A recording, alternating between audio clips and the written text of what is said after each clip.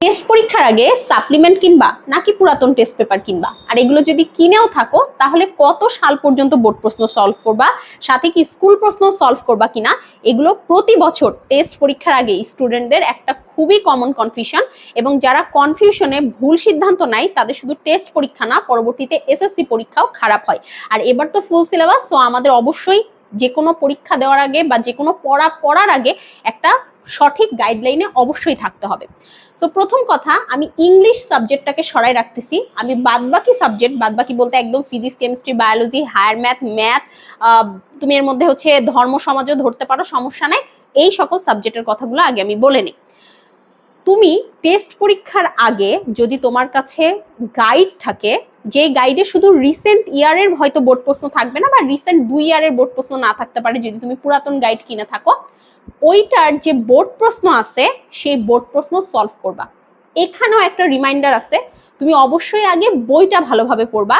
বই ভালো করে না পড়ে বোর্ড প্রশ্নের মধ্যে জাম্প করবা না, কারণ এই ধারাবাহিকতা তোমার টেস্টের পরেও বজায় থাকবে এবং টেস্টের পর তুমি আরো কম সময় পাবা, তখন তুমি আরোই বোর্ড প্রশ্ন সলভ করতে পারবা না, বইটা পড়তে পারবা না, শুধু বোর্ড প্রশ্ন সলভের মধ্যে আটকে যাবা এবং পরীক্ষার হলে গিয়ে তুমি বলবা যে তুমি কিচ্ছু পারো না।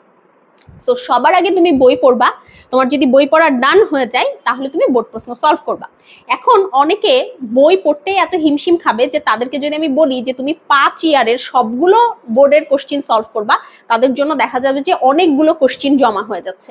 সেক্ষেত্রে সহজ সমাধান হচ্ছে, তোমার যেই বাসায় গাইডটা আছে সেই গাইডেরই অ্যাটলিস্ট রিসেন্ট 2 ইয়ার্সের কোশ্চিনটা তুমি সমাধান করবা। এবং 2 ইয়ার্স মানেও কিন্তু 8 বোর্ড হলে 16টা সৃজনশীল হয়, ঠিক আছে? এবং এখানেও তুমি চেষ্টা করবা যখন তুমি প্রথমবারের মতো বোর্ড প্রশ্ন সলভ করতেছো, রিপিটেটিভ কোশ্চিন যেন না সলভ করো, অর্থাৎ এক টাইপের কোশ্চিন যদি আবার সলভ করো সেটা করার পরে ওখানেই শেষ, এই দ্বিতীয় কোশ্চিন আর পরে সলভ করবা না। সো রিপিটেটিভ কোশ্চিন না, ইউনিক কোশ্চিন তুমি দাগিয়ে নিবা।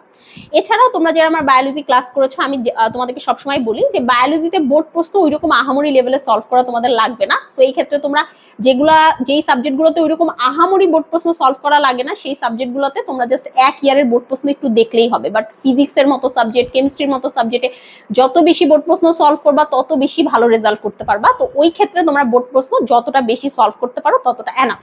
বাট টেস্ট পরীক্ষার আগে বাসায় যদি গাইড থেকে থাকে, এবং সেগুলোতে অবশ্যই বোর্ড প্রশ্ন থাকবে, এটা যদি থেকে থাকে তোমাদের কোনো প্রয়োজন নাই সাপ্লিমেন্ট সহ অন্যান্য টেস্ট পেপার এগুলো কিচ্ছু কেনার প্রয়োজন নাই, কারণ টেস্ট পরীক্ষার পরে আসলে তোমাকে টেস্ট পেপার কিনতেই হবে, ঠিক আছে? সেটাতে তুমি একদম রিসেন্ট ইয়ারের বোর্ড প্রশ্ন পাবা, পাশাপাশি আগের বছরের বোর্ড প্রশ্নগুলো পাবা। স্কুলের কোশ্চিনটা যদি বলি, টেস্ট পরীক্ষায় কিছু কিছু স্কুলের কোশ্চিন অনেক কঠিন করে, কিছু কিছু স্কুলের কোশ্চিন অনেক সহজ করে। সো স্কুলের কোশ্চিনটাকে ফোকাস না করে আমরা যতটা সম্ভব বোর্ড প্রশ্ন যতটা পিছের সাল পর্যন্ত পড়া সম্ভব আমরা সেটা পড়ার চেষ্টা করব। ইংলিশের কথা যদি বলি, ইংলিশে টেস্ট পরীক্ষার আগে শুধুমাত্র বোর্ড প্রশ্নটাই ভালোভাবে সলভ করে রাখতে হয়, যেন পরে আর বোর্ড প্রশ্ন সলভ একদমই করা না লাগে। আর যাদের অনেক স্টুডেন্ট থাকে টেস্ট পরীক্ষার পরেও আবার বোর্ড প্রশ্ন পড়ে, কারণ ওদের বোর্ড প্রশ্ন যে সলভ করছে ওরা সেটা ভুলে যায়। তো অবশ্যই তুমি আগে বোর্ড প্রশ্নটা এনশিওর করবা, এরপরে যদি টাইম পাও তাহলে তুমি প্র্যাকটিস সেকশন বা আগের যেসব স্কুলের টেস্ট পরীক্ষার কোশ্চেন আছে সেগুলো তুমি সলভ করতে পারো। বাট এগেইন টেস্ট পরীক্ষার পরে ইংলিশ টেস্ট পেপার এগেইন কিনতে হবে, এবং সেই টেস্ট পেপার থেকে অলরেডি যেহেতু বোর্ড প্রশ্ন সলভ, এবং তখন হচ্ছে স্কুলের প্রশ্নগুলো সলভ করতে হবে। ইংলিশ পরীক্ষায় যত বেশি স্কুলের প্রশ্ন, যত বেশি বোর্ড প্রশ্ন আমরা সলভ করব, তত বেশি কমন পাওয়ার পসিবিলিটিস বাড়বে। বরং বোর্ড প্রশ্নের থেকে স্কুল প্রশ্ন সলভ করলে বেশি, আরো প্র্যাকটিস সেকশন থেকে করলে আরো বেশি পরিমাণ প্রশ্ন কমন পাওয়ার পসিবিলিটিস হচ্ছে বাড়ে। বাট অন্যান্য সাবজেক্টের ক্ষেত্রে আমরা যদি বোর্ড প্রশ্নই সলভ করি দ্যাটস এনাফ, আমাদের স্কুলের দিকে আসলে তাকানোর খুব একটা প্রয়োজন পড়বে না। সো আশা করি কনফিউশন ক্লিয়ার হয়েছে।